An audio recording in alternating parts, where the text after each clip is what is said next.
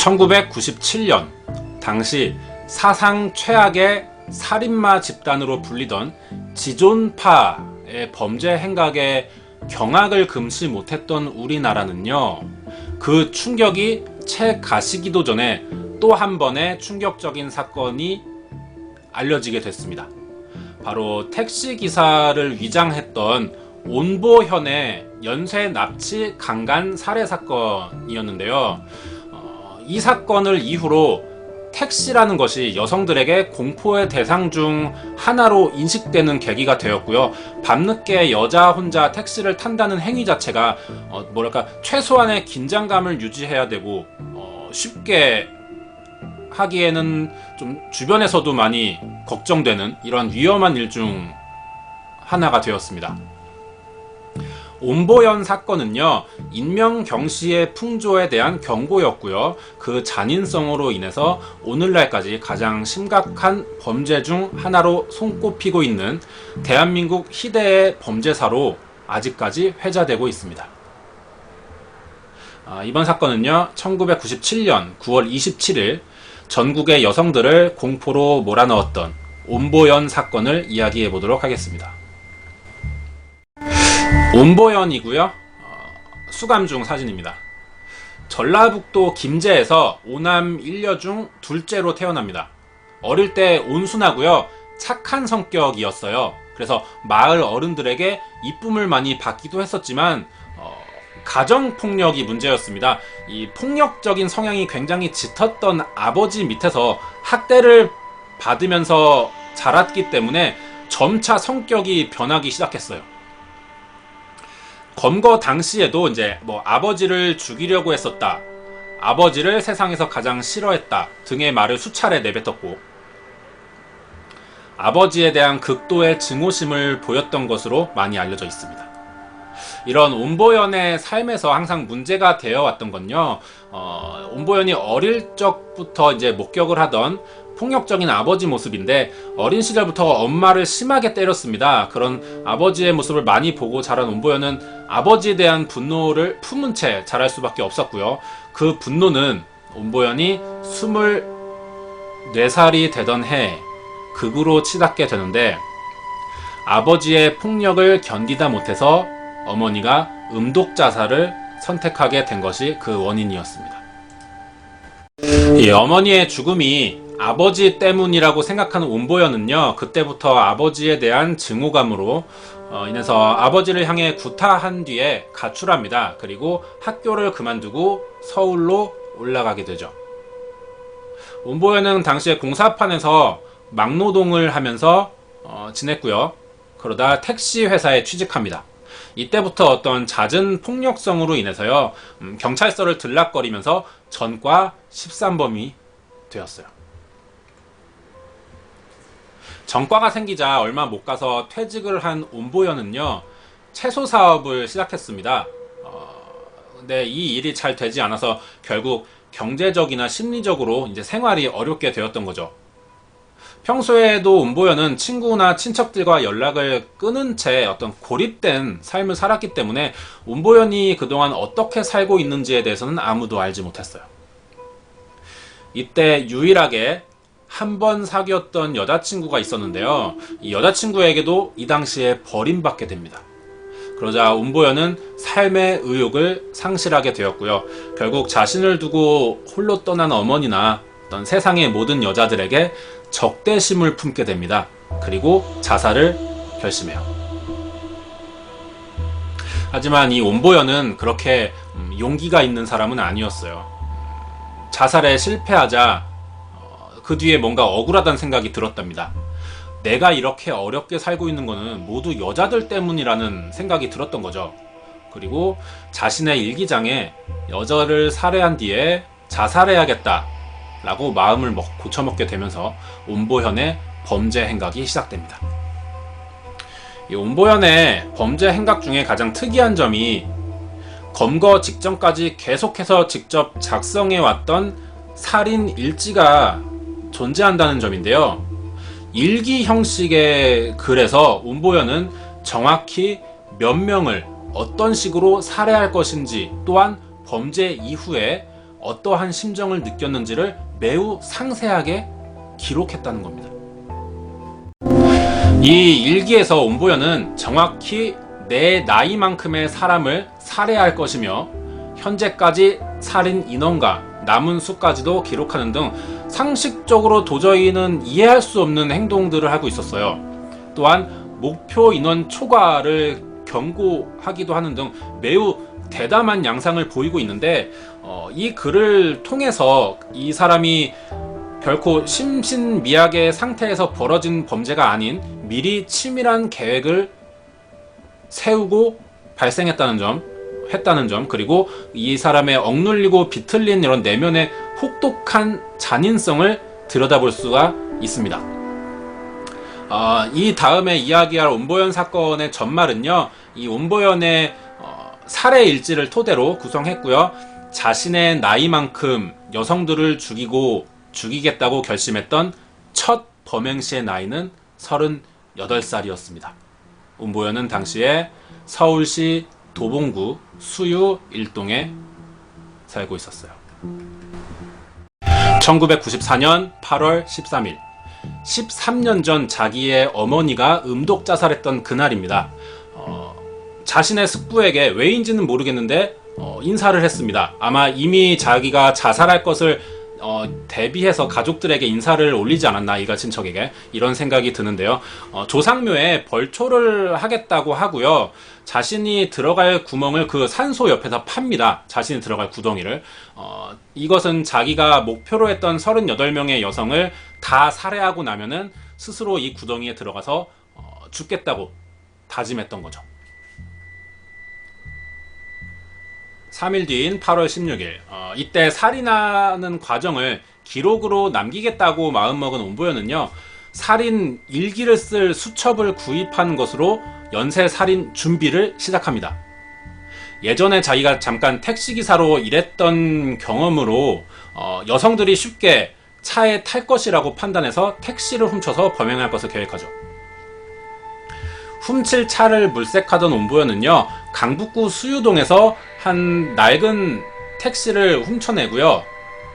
트렁크에는 칼과 삽, 낫, 노끈, 포장용, 테이프 등 범행에 사용될 각종 범죄 도구를 가득 실는 것으로 범행 준비를 마칩니다. 그리고 8월 28일 아침 7시에요. 첫 범행이 시작되었는데, 이곳이 인적이 좀 드문 곳이래요. 강동구 암사동 길가였는데 젊은 여성을 발견하여 택시에 태웠죠. 그리고 얼마쯤 간 뒤에 차를 세우고 흉기를 꺼내서 위협하면서 주민등록증과 학생증을 빼앗은 다음 영동고속도로의 이천 부근 갓길까지 갔대요. 여기에 차를 세우고 야산으로 끌고 가기 위해서 이제 자기의 안전벨트를 푸르는 순간 피해 여성이 차문을 열고 달아나면서 주변에 도움을 요청했습니다. 온보현은 차량이 많은 아침 시간이었기 때문에 자기가 붙잡힐지도 모른다는 두려움에 그대로 첫 번째 범행을 완전히 실패하고 도주하게 되죠. 9월 1일 새벽 1시, 송파구 잠실동 길가에서 영업을 마치고 귀가하는 노래방 주인 권씨, 당시 43살이었답니다. 권씨를 차에 태운 뒤에 인적이 없는 곳에 차를 세우고 택시 안에서 권 여인을 성폭행합니다. 그 뒤에 반항하면 죽인다고 협박하여 범행 계획대에 구덩이를 팠던 그 고향의 선산으로 끌고 갑니다. 미리 파놓은 구덩이 옆에서요, 이 권씨를 다시 한번 성폭행한 뒤에 몸을 결박하고 움직이지 못하게 한 뒤에 1m 정도 팠던 구덩이로 밀어 넣었습니다. 그리고 권씨를 생매장하기 위해 삽과 도구를 챙기러 다시 산을 내려와서 택시로 돌아왔는데, 뒷자리에 남겨둔 그 권씨의 가방을 뒤져보니 현금과 수표 1200만 원이 나왔답니다. 이걸 찾아내었고 다시 권씨를 묻기 위해서 생매장하기 위해 산으로 갔지만 그 사이에 이미 권씨가 도망친 상태였어요. 온보현이 삽을 가질러 산을 내려가자 건 씨는 필사적으로 몸을 움직여서 구덩이 밖을 빠져나왔고요. 결박을 스스로 풀어낼 수 있었고, 온보연이 내려간 곳과 정반대 방향으로 도망가서 근처의 공사장 인부들에게 구출됩니다. 곧 이어서 경찰들이 바로 현장으로 달려왔고요. 온보연은 이 상황을 풀숲에 몸을 숨긴 채 자신의 택시를, 훔친 택시를 경찰들이 견인해 가는 것까지 모두 지켜본 후 자리를 피합니다. 이렇게 두 번째 범행도 실패했어요. 이 사건으로 전북의 김제 경찰서에서는요, 택시에서 지문을 찾아서 전과 13범의 온보현인 것을 확인하게 되었고요. 하지만 당시 온보현은 거처가 없고 떠돌이 생활을 하던 중이어서 온보현의 종적을 찾아내지는 못했고, 온보현의 범행은 계속될 수가 있었습니다. 9월 9일 저녁 5시 경기도 하남시에서 빈 택시를 발견해서 훔쳐 달아납니다. 왜냐하면 이전에 범죄 실패일 때 택시를 견인해 갔으니까요. 경찰이 다시 택시를 훔쳐서 달아납니다. 이 택시가 나중에 살인 택시로 불리게 됩니다. 9월 11일 저녁 7시 30분 구로구 독산동 길가에서요, 홀로 택시를 기다리던 21살의 엄지의 양을 태운 뒤에 인적이 없는 길가에서 흉기로 위협하여 강간한 후 엄양의 소지품을 뒤져서 현금 31만원을 뺐습니다. 온보현은 피해자를 결박한 뒤에요, 강원도 횡성까지 이동합니다. 그대로. 그리고 이 횡성의 야산으로 엄양을 끌고 올라가죠. 이때 온보현이 범죄자의 입장에서는 좀 알 수 없는 행동을 하나 하게 되는데요.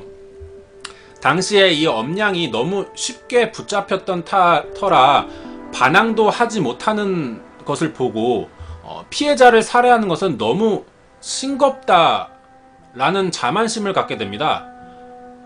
그래서 손과 발을 그 산의 나무에 묶어놓고요, 움직이지 못하게 한 뒤에 또 다른 범행 대상을 찾아 그대로 산을 내려가죠.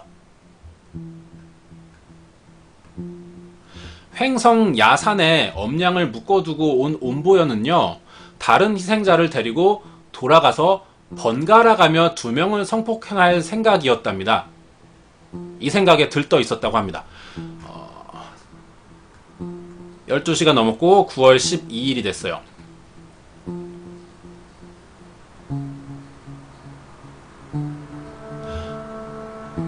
온보현이 다른 피해자를 찾으러 간 사이 엄양이 몇 시간 뒤에 결박을 풀어내고 도망칠 수가 있었습니다. 인근의 횡성의 경찰서로 가서요, 도움을 청하게 됐어요. 다행히 목숨을 건지게 되었습니다. 횡성 경찰서에서는 엄양의 진술에 따라서 현장을 답사하며 조사를 했지만 이때 경찰이 실수를 하나 하게 됩니다. 판단 착오였던 거죠. 범인이 도주했고 이미 다시 돌아오지 않을 것이라는 섣부른 판단을 하게 됩니다. 그래서 범행 현장에서 잠복하여 범인을 기다리는 잠복 수사를 하지 않고 엄양이 탔던 택시를 찾아 서울 소재의 택시 회사를 뒤지는, 조금 지나치게 앞선 수사에 주력하게 되면서 온보현을 검거할 수 있는 기회를 놓치게 되죠. 같은 날 밤 9시 서초구 서초동 길가에서 강원도 횡성에다가 피해자를 묶어놓고 다시 서초구 서울까지 옵니다. 서초동 길가에서 택시를 기다리던 허진아 양, 당시 26살이요. 허진아 양을 납치한 온보현은요, 역시 테이프로 결박한 후에 횡성 야산 엄양을 묶어둔 그곳으로 다시 끌고 갑니다. 그러나 이미 엄양이 도망친 것을 알게 된 온보현은 그러자 허 씨를 그 자리에서 성폭행한 후에 신용카드 비밀번호를 알아내었고요. 얼굴에 비닐봉지를 씌운 뒤에 삽을 들어서 그대로 허양의 피해자의 얼굴을 여러 차례 내리쳐서 살해합니다. 이게 온보현의 첫 번째 살해가 되는 사건입니다. 이거는 체포된 뒤에 현장을 검증하는 사진이에요.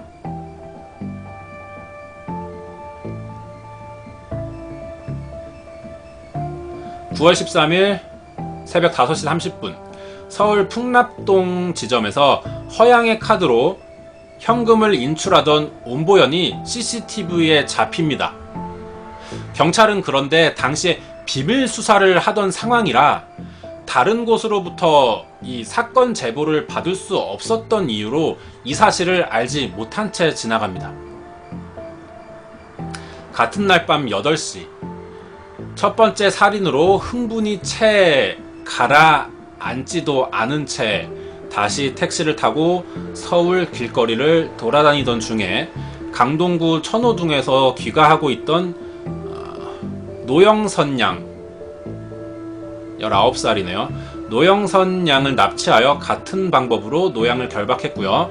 경북의 김천으로 향합니다. 이번에 밤 늦은 시간이라 주위에 시선이 없기도 했고 또 노양은 붙잡힐 당시에 반항을 전혀 하지 못했답니다. 겁에 질렸었겠죠. 그렇기 때문에 이것을 본 온보연은 용기가 났대요. 그래서 다른 여성들과는 다르게 모텔로 끌고 가서 침실에서 성폭행하기로 마음을 먹습니다.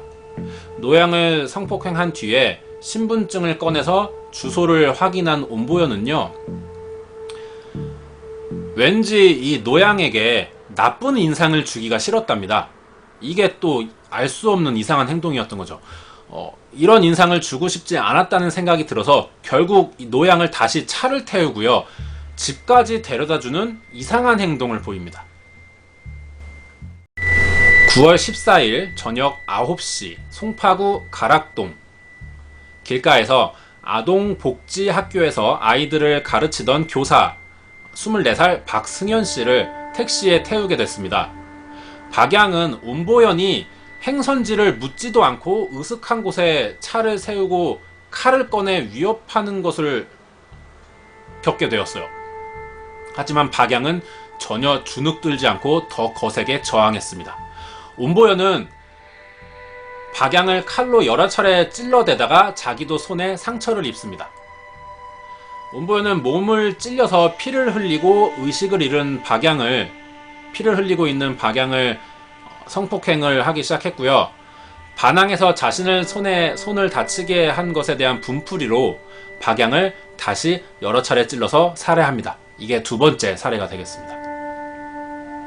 그 뒤로 박양의 지갑에서 현금 14만원을 꺼낸 뒤에 경부 고속도로를 타고 경상북도 금능군 부근의 도로변에 있는 지하 통로 입구에 사체를 던져서 유기합니다.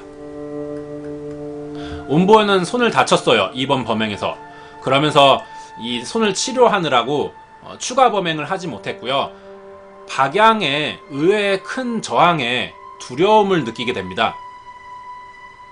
그래서 범행을 재개하지 못한 채 보름 가까이 조용히 지내게 되었어요. 범행을 중지하던 9월 19일에 뉴스에서 마침 지존파의 연쇄 살인 사건이 대대적으로 언론을 장식하는 것을 본 온보연은요, 이것에 강하게 자극을 받습니다. 그래서 자기도 지존파처럼 범행을 할 수 있다는 것을 보여주기 위해서 다시 범행을 시작하게 되었어요.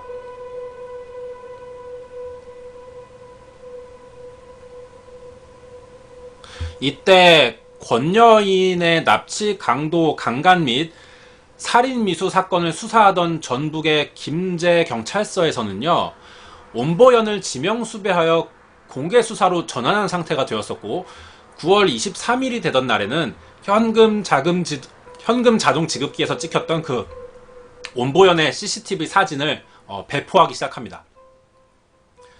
온보연은 자기 나이만큼 여성을 살해해야겠다는 계획으로 출발한 범행이었으나 그동안 무엇이든 사실 계획을 세워서 끝까지 실행을 본 경험도 없었고 그런 능력도 안 되는 사람이었어요.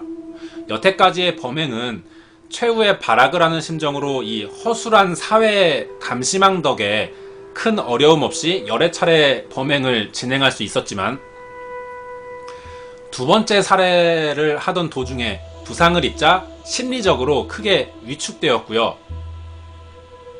이 지존파 사건을 접하면서 다시 범행 의지를 불태우려고 스스로 애썼지만 한 번 꺾인 자신감은 다시 돌아오지 못했습니다. 옴보연은 그동안 자신이 작성했던 살인 일지를 읽으며 자기 범행의 정당성에 대한 회의감이 들기 시작했답니다. 옴보연의 자수 사진이에요. 자수 당시의 사진입니다. 자수했어요. 9월 27일이었는데 옴보연은 범행을 시작하기 전에 그랬던 것처럼 자살을 결심하고 범행에 사용한 도구들과 피해자들에게 빼앗은 물건들, 그리고 살인 일기를 챙겨들고요. 고향인 김제를 향해서 택시 운전을 하고 있던 도중에 라디오에서 자신의 공개 수배 내용을 듣게 되었고, 차를 세운 뒤에 일기를 씁니다. 그 자리에서. 그 내용이 나는 지존파와 같은 대접을 받기 위해 지존파를 검거한 서초경찰서에 자수하러 간다는 또 한 번의 이상한 행동을 하게 됩니다. 자신을 수배하고 있던 담당 경찰서인 김제와 용산경찰서는 자기의 성에 차지 않았답니다. 자기는 거기에 붙잡히기 싫었대요. 그래서 지존파를 당시에 검거한 것으로 유명해졌던 서초경찰서 정도는 돼야 자기 범행을 제대로 밝혀서 세상에 널리 알릴 것이고, 지존파와 자기를 비교해보고 싶다며 지존파와 같은 감옥에 넣어달라는 요구도 자수 당시에 했었습니다. 옴보연 사건은요, 이렇게 어린애처럼 유치하고 잘못된 영웅 심리를 가진 덜 떨어진 범죄자예요. 이런 범죄자에게 무방비 상태로 한국 사회와 경찰이 농락당했던 사건이고요. 사실 옴보연은 사이코패스와는 조금 다릅니다. 사이코패스와는 다른 고도의 지능과 치밀한 계획을 세우는 것과는 아주 거리가 먼 어떤 억눌린 내면의 삐뚤어진 성적 충동이 사회를 향한 분노로 형상화했던 잔혹 범죄자가 되겠습니다. 이 사건을 계기로 1994년 11월 1일에는요, 전국에서 발생한 강력 사건의 수사를 총괄하고 각 지방 경찰청과 경찰서 간의 수사 공조를 지휘 통제하는 광역수사단을 발족하게 됩니다. 다음 해인 95년 11월 2일 평소 자기의 바램대로 지존파와 함께 사형되었습니다. 옴보연 사건은요, 2000년대 이후에 번번하게 등장했었던 어떤 흉악 범죄들에 비하면 상대적으로 좀 단순하게 느껴지기도 합니다. 하지만 오늘날까지도 여성들을 공포에 떨게 만드는 잔혹한, 최소한 밤에 여자 혼자서 택시를 타려면 어느 정도의 긴장감을 요구해야만 하는 이런 택시 납치 살인 범죄의 원조격인 것을 생각해 봤을 때요, 어떤 대한민국 범죄사에 남을 만한 충격적인 사건이라고 할 수가 있겠습니다.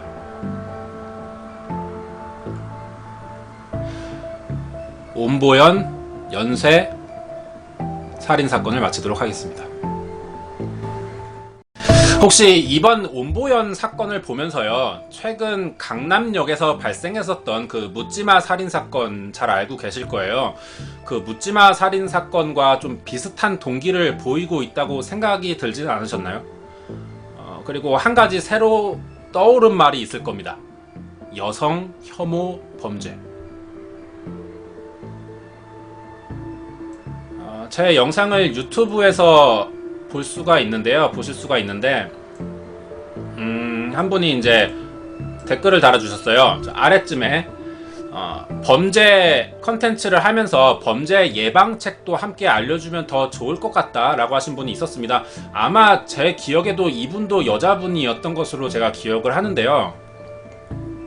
그래서 이 옴보연 사건을 조사하면서 과연 그럼 이 사건의 예방책이 무엇인가 하는 생각을 해봤는데, 사실 저는 잘 모르겠어요. 제가 뭐 지식이 뛰어난 사람도 아니고 이런 분야의 종사자도 아니기도 하고요. 어떻게 해야 이런 범죄가 발생하지 않을까에 대한 방법은 사실 저는 잘 모르겠습니다. 뭐 호신무기를 들고 다니자, 뭐 밤에 나가지 말자, 처음 마주치는 사람과 상대하지 말자, 뭐 이런 건 사실 예방이라고 할 수 없습니다. 이런 누구나 할 수 있는 말은 안 하겠습니다. 그러면은 사실 한 가지 하지 말아야겠다는 것은 분명히 알겠더라고요. 이런 범죄의 대상으로 여성들이 희생될 때마다 나오는 이야기 중에요. 가장 잘못된 예방책이 여성들이 스스로 조심하자라는 겁니다. 물론 이게 가장 쉽기도 하고 일단 최선책으로 보일 수는 있을 것 같아요. 하지만 본질적으로 범죄라는 게 애초에 발생하지 않는 상태를 만들어야 하는 게 중요하지, 범죄에 노출될 수도 있는 사람이, 그리고 여성이 스스로 자기를 조심해야 한다는 것은 자칫하면 요즘에 사회적으로 많이 사용하는 말인 여성 혐오 범죄의 논란을 가중시킬 수가 있다고 생각이 드는데요. 여성을 대상으로 삼았다고 해서 여성 혐오라는 말을 사용하게 됐을 때는 그 결과가 아주 손쉽게 남녀의 구도로 몰아가게 되고요. 그 과정은요, 결국 본질이 되는 범죄 예방보다도 성별의 차이로 인한 서로 간에 끝나지 않는 의견 대립만 반복하게 되면서, 그러게 되는 사이에 똑같은 유형의 범죄가 재생산될 수 있는 비밀을 주는 것 뿐입니다. 우리는 서로 해결책을 찾고 미리 예방할 수 있는 제도를 만들어야지 성별 가지고 싸울 때가 아닙니다.